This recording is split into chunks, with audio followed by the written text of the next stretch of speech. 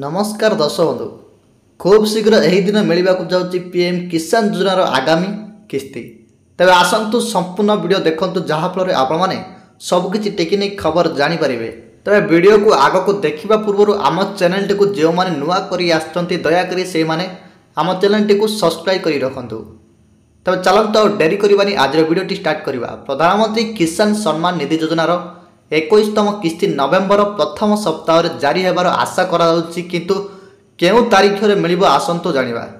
सेबडे केंद्र कृषि मंत्री शिवराज सिंह चौहान कहते जे खूब शीघ्र चाषी आकाउंट रे परवर्ती किस्ती 2000 टंका जमा करा दिबो।